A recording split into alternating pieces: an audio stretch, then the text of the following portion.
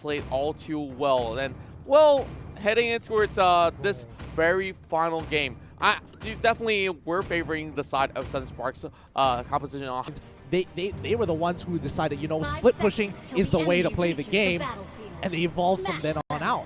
That's right, and now we're heading in towards this very final game, and wow, how would this be even possible? And well, when we talk about that Badang coming into play here, and the possibilities of him getting even close to kill VJ is going to be pretty tough to even begin with. So how could they actually play this one? Renzio slowly getting themselves that sort of a proxy towards the side of the bottom side. And now, of course, Sunspark trying to actually focus their sort of forces in towards the top lane as well. Yeah, and I think Badang is going to be, again, we saw X-Ray on the Leomord the last time. Badang this time is probably going to be the point of contention for the side of Sunspark as well. But it looks like they want to play around their top side a little bit more to have that numbers advantage and, you know, kind of steal away the smaller camps instead of the buffs. Yeah, and like I would say that they just take anything that they could possibly get for the time being. And now a little bit of challenge over the top side here. Fuzaken trying to actually steal that one. Oh, he stole it. He stole it. Oh my goodness. Oh, that has got to suck so bad. Now they're under a lot of pressure. Kale is already level 4. He's going to pressure Chiku out of it. No, this lane is looking so bad already. Oh no, Chiku's the first one to fall as we see. First blood given away to the side of Sunspark. But here comes E1 on that Boxia, but there is no business for him at all. This is interesting because we know for a fact, I'm surprised that Moon didn't decide to go up top side. Instead, he kind of chilled up. If you look at the minimap, he went bottom side to take the river crab instead of helping the top side and kind of rotating with his teammate. And I think that in itself, just like such a small thing of being late to a rotation, cost them so many members. Oh, definitely it was really costly, and we're looking at that sort of a buff loss was already a huge blow to members of Dota, and now having to actually hug by the corners of the turret, and with all 4 members crashing in, well, Sunsparks now having that really great 1K of the difference heading through this game is going to be pretty much well securing themselves this turtle if they were to force out members of Todak. Yeah, and right now Todak is playing a great game so far, but you know, small micro mistakes have cost them a little bit, but I think they should be able to come back. They were able to play from behind last time. I think it shouldn't be too difficult to slowly come back into this. Turtle is going to be going over to Sunspark. Again, they got to keep abusing their advantage, make sure Todak don't have an opportunity to come back. Yeah, and I really love how Renzio is playing this matcha as well. From even the previous game, I think that Renzio has been pretty much phenomenal in all these games. And for the side of Fuzaken, of course, now he's playing a Grok, which means that he really got to set the tempo straight for them. And now already taking a little bit of that chunk of the breaks off of that sort of mid lane tower is going to be pretty effective. And kill VJ.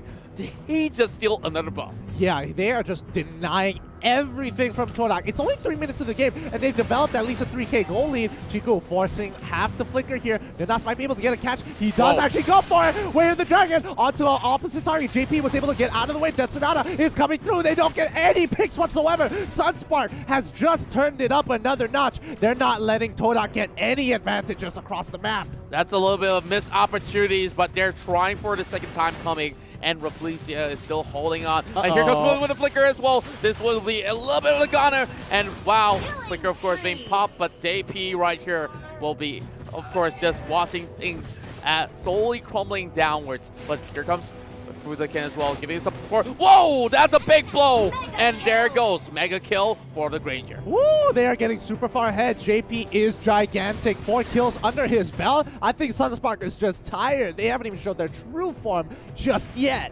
I told you about JP on those marksmen, and wow, already 4 kills. And this might just be the 5th one coming in. And wow, unstoppable, by the way. Yeah, and Todak is just feeding them the kills at this point. Sunspark is just gobbling them all up. They'll take all the protein that Todak gives. Well, I'm not too sure about protein, and they're looking like vegetarians right now. Like they're really being starved out of all these sort of things that they could possibly get from the jungle. And we can evidently see Sunspark here, when they show aggression, they want to make sure Todak gets nothing in return. All I can think of is the anime glasses. You haven't even seen my final form. Glasses, got mirror glass sheen, scoops across his eyewear. Oh, Rezio in trouble now. He's taking quite a bit of damage. He's going to be going down. Finally, a pick off for Todak here. But what are they going to lose? Well, maybe the pair of glasses in that sort of sense. Oh, my glasses. Well, of course, you can actually change it up to actually see their power meters in that sort of sense. But look at that go. One more tower down, and Sunsparks immediately opening up the map, and I'm not even sure if I'm really seeing this correctly.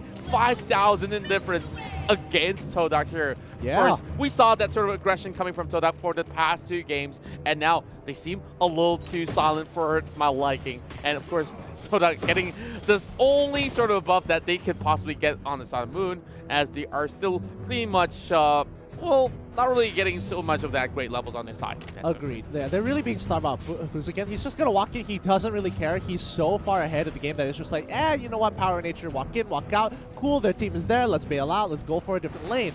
And overall, Sunspark, they've got a huge lead. And we saw Todak, they only had a 5K goal lead, and that won them the game already. Sunspark now have at least a 6K goal lead. Let's see how hard they want to stop this game. Well, they can just slowly turn out the red carpets, and Rezio will be rendered down. And wow, here comes Todak trying to actually do hard waste, but wow, that wall charge into 2, stops them on their tracks, and the rest of Sunsparks are coming into the picture as well. And JP now trying to actually take one member off Moon, flickering backwards. That's not the direction that you should even be considering.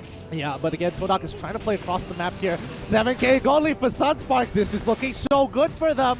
Let's look at the replay one more time, because Fuzaken, he knew he was in the bush. He's like, all right, I got to make sure they don't go back. This is 3 kills for my team. And he already predicted it. He knows that they'll be there, and it just landed perfectly onto 2. Speaking of Fuzaken, he's in trouble right now. He wants to be right in the middle, and X-Ray goes in and kills VJ, force the flicker away, and whoopsie.